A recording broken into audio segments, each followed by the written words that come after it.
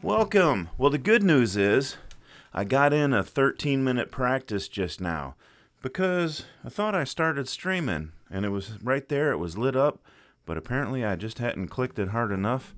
So let's go ahead and do it again. Except for y'all, it'll be the first time. I want to start with a song that I wrote a while back, not too long ago in the last year, and it's called "Hank Williams Would Be Proud."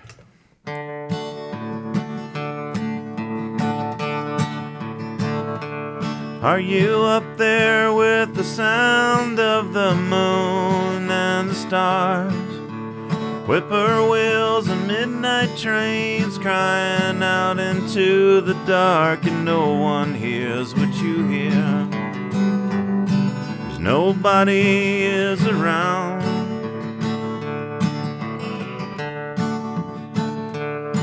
Are you just a one-named drifter living on the wind, blowing across the plains of a paper and a pen, knowing you might sing this one for the birds if nobody is around?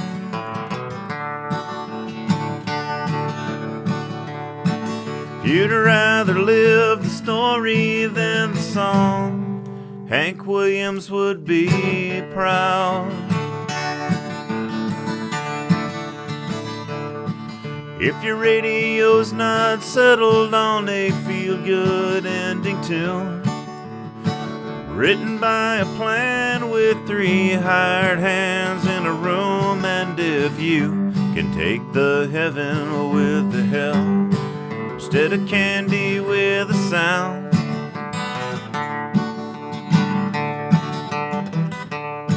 if you'd rather write the story than the song, Hank Williams would be proud.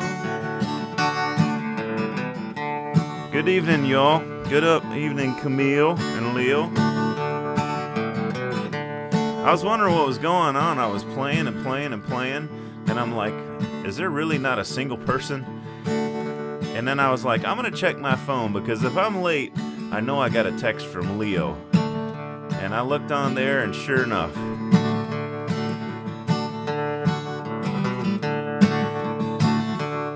in a world of shallow dancing to the beat of hollow words, do you write until you're ragged even though you won't be heard?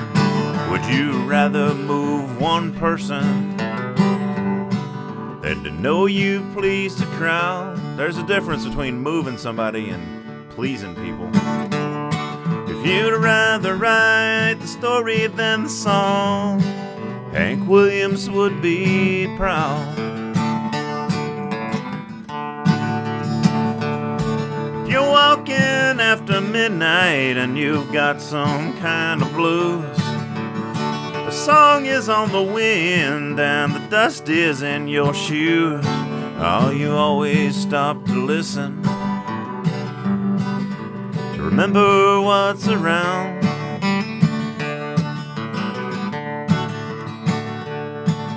If you can be a story and a song, Hank Williams would be proud.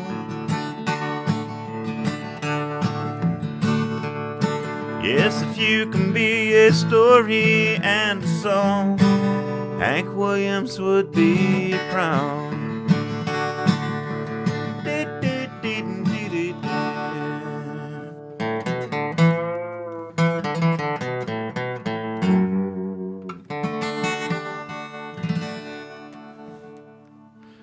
All right. Hey, I'm going to jump right into a song that I wrote just this weekend. And I write with Project Drew, which has... Oh, so I'm going to have to find my sheet. Oh, there it is. I write with Project Drew. And Project Drew is veterans. And you go and you hear their story on a Saturday for an hour, 2 hours, 3 hours. I write everything I can, and then I spend that next afternoon and evening not only trying to write a song, but trying to learn how to perform the song, and then also the next day showing up and being able to perform the song, as all the songwriters have to do, being able to perform the song in front of the veteran and in front of their families and such. So Leo, not Leo, why am I talking about Leo? George, because they both have EO after the first letter. George, who is 90 years old, I wrote this song about. And so I made up a little riddle about George, and it was that George lived in the same house since the day he was born, but he only moved once. And so then I said, how can that be true? I give people a little bit of time to think about it. I don't know if you thought of the answer, but the answer is George lived in the same house since the day he was born, but he only moved once. Well, what happened is, in the 1950s, George moved his house. Him and two other guys picked up that house and moved it. So his parents actually built the house, and then he moved it away from the street. Interesting story, George, and here it goes.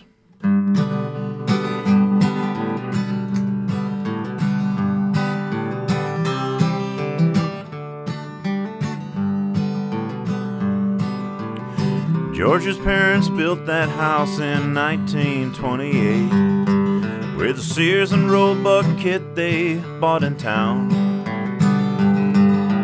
Grandma owned all the land out behind the creek, and when a need came, Dad helped everyone around. But Mom became the rock they'd need the day her husband died, as he helped a church nearby take down their tree. You see, George was just 14 the day he had to face the world, with his father gone and 7 mouths to feed. And the world can turn you bitter and dissatisfied, which is something that just never crossed his mind. So every morning up by dawn, down the road in someone's barn, George milked cows before he went to school. And when the teacher rang the bell, George walked back to that farm till 7 or whenever he was through. Then he'd head home down that tar and gravel road with $1.50 gallon milk for Mom. He'd curl up in an old soft chair while she put his supper on.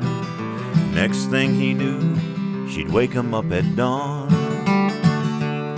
And the world can make you bitter and dissatisfied, which is something that just never crossed his mind. It's a small, small world. If your heart is open for a song,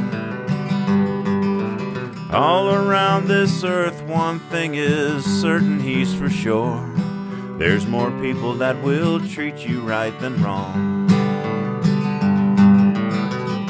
His mom lived to wake George up each day for work.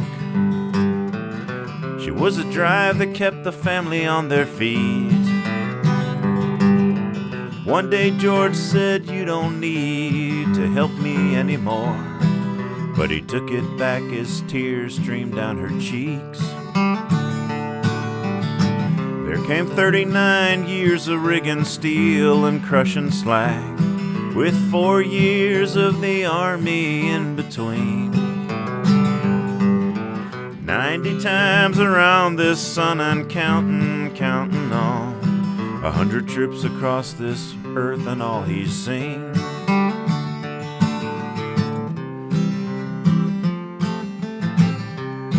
It's a small, small world. If your heart is open for a song, all around this earth one thing is certain, he's for sure. There's more people that will do you right than wrong.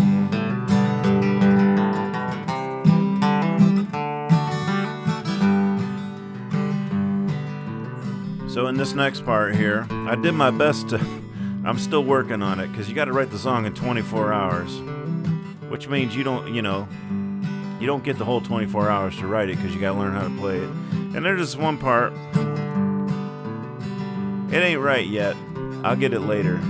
But basically, he was at the Great Wall of China. And there was a local Chinese family there.